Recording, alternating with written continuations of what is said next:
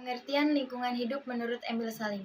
Emil Salim juga mengartikan lingkungan hidup sebagai suatu benda, kondisi, keadaan, dan pengaruh yang terdapat dalam ruang yang Anda tempati dan akan mempengaruhi hal yang hidup termasuk kehidupan manusia dan makhluk hidup lainnya. Macam-macam lingkungan hidup yang pertama adalah lingkungan hidup alami.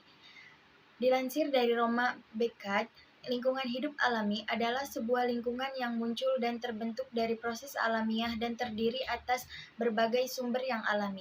Sumber alami tersebut termasuk juga ekosistem dan berbagai komponen fisik seperti unsur biologi. Lingkungan hidup yang alami sudah terbentuk secara dinamis dan tidak ada sama sekali campur tangan dari manusia. Lingkungan alami mempunyai tingkat keberagaman atau heterogenitas makhluk hidup yang sangat tinggi. Beberapa contoh dari lingkungan hidup alami yang bisa Anda temui adalah seperti gunung, laut, danau, hingga hutan yang sangat luas. Lingkungan hidup alami ini haruslah Anda jaga dengan baik karena akan sangat sulit untuk memperbaikinya lagi. Apabila tereksploitasi secara besar-besaran, lingkungan alami yang rusak akan membawa dampak yang sangat buruk bagi ekosistem di sekitarnya. Lingkungan buatan. Terdapat perbedaan ya dengan lingkungan alami. Lingkungan buatan adalah sebuah lingkungan yang dibuat langsung dan terlibat dengan campur tangan dari manusia dan terjadi dengan sebuah perencanaan. Sebelumnya, lingkungan buatan disiapkan dan dikembangkan dengan menggunakan teknologi yang modern agar bisa mempunyai fungsi yang baik. Tujuan dari lingkungan buatan tentunya demi membuat sebuah lingkungan baru agar bisa ditempati oleh manusia.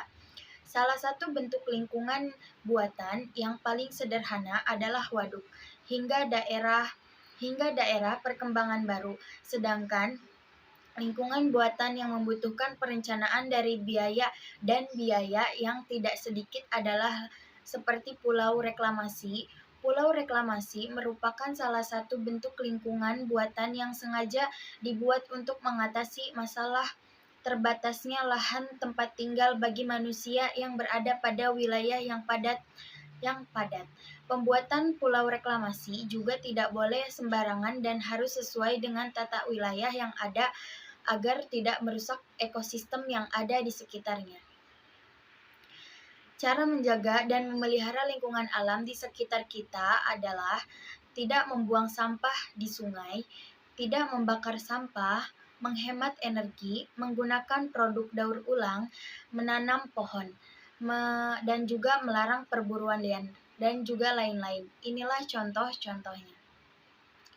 Beberapa peran positif yang dapat dilakukan manusia adalah menerapkan sistem tebang pilih dan mengatur pengelolaan sumber daya alam secara bijak, terutama sumber daya alam yang tidak dapat diperbarui, mengadakan reboisasi dan penghijauan untuk menjaga kelestarian flora dan fauna, serta mencegah terjadinya bencana yang diakibatkan oleh terganggunya keseimbangan lingkungan.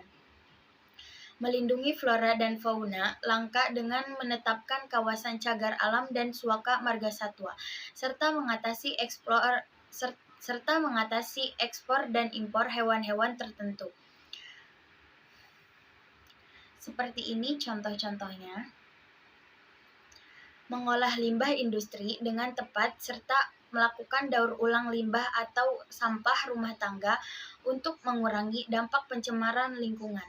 Manusia juga dapat memilih sampah dengan cara membagi sampah menjadi 3 kategori, yakni sampah organik yang nantinya bisa digunakan sebagai pupuk kompos, sampah anorganik, dan sampah logam yang bisa dimanfaatkan kembali. Contoh pemanfaatan sampah.